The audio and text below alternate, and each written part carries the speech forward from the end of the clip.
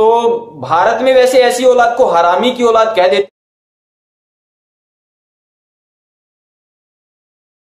ये वीडियो विशेषकर राहुल मलिक जैसे लोगों के लिए हैं और उन सभी मसीह विरोधियों के लिए हैं जो हमेशा बाइबल में गंदगी ढूंढने की कोशिश करते हैं और ये साबित करने में समय बिताते हैं कि बाइबल में अश्लीलता है और गंदगी है, और सवाल उठाते हैं क्या बाइबल में लिखी गई चीजें ये सभ्य समाज के लिए है। और क्रिश्चियन अपने आप को सभ्य समाज, एलिट क्लास वाले कहते हैं, क्या उनके बाइबल में ऐसी बातें हैं? और हम उनके सारे सवालों का जवाब देते आ रहे हैं, एक्सपोज कर रहे हैं और साबित कर रहे हैं कि बाइबल में गंदी चीजें, अश्लील चीजें नहीं हैं।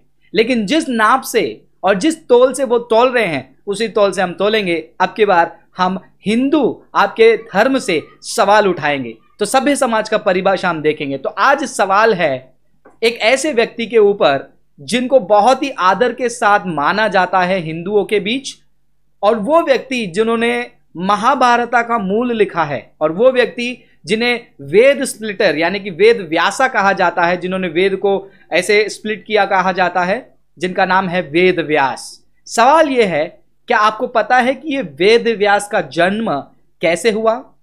उनके माता का नाम है सत्यवती।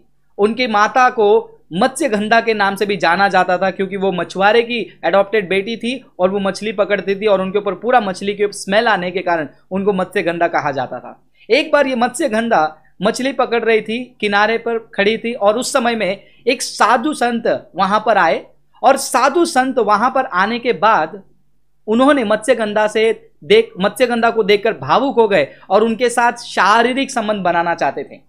और जब यह बात उन्होंने बताया सत्यवती को, सत्यवती ने कहा कि आप जैसे महान साधु की इच्छा को पूरी करने में मुझे खुशी है, लेकिन क्या आप मुझसे शादी करोगे? क्योंकि मेरे ऊपर गंदे बदबू होने के कारण कोई मुझसे शादी नहीं करेगा। लेकिन ये जो साधु जिनका नाम है परसरा साधु, इन्होंने क्या कहा? इन्होंने कहा कि तुम्हें चिंता करने की जरूरत नहीं है। I am a sage of the highest order. मैं एक ऊंचे दर्ज का साधु हूं। ऊंचे दर्ज का साधु जो सड़क पर महिला को देखकर उसके ऊपर लालच लेकर आता है और शारीरिक संबंध बनाना चाहता है। और यह साधु कहते हैं, मेरे पास एक ऐसी शक्ति है, मैं चाहूं तो चुटकी भर में मैं तुम्हारे साथ ओपन में मैं शारीरिक संबंध बना सकता हूं, लेकिन कोई देख नहीं पाएगा। अगर मैं चाहूं चुटकी भर में तुम प्रेग्नेंट हो सकती हो और चुटकी भर में बच्चा भी हो सकता है, तो तुम्हें चिंता नहीं करना है। चुटकी भर में तुम्हारे ऊपर का जो गंदा स्मेल है वो भी मैं हटा दूंगा। सत्यवती ने इस बात को मान लिया और आखिरकार परसर साधु ने सत्यवती के साथ, मत्स्यगंधा के साथ शारीरिक संबंध बनाया और उसके द्वारा जन्म हुए जो हिंदू के मूल आधार देते हैं वेद व्यास।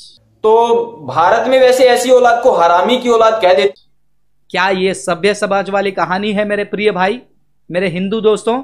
और इतना ही नहीं, वो साधु वहां से चले गए और उसके बाद सत्यवती ने हस्तिनापुर के शांतनु राजा के साथ उन्होंने शादी किया। तो क्या ये सभ्य समाज से जुड़ी हुई कहानी है? सभ्य समाज के लिए सही लगती है? तो भारत में वैसे ऐसी औलाद को हरामी की औलाद कह देते। जवाब चाहूंगा कमेंट सेक्शन में। गाली देने के बजाय जवाब दीजिए। अब आपकी बारी जवाब देने की।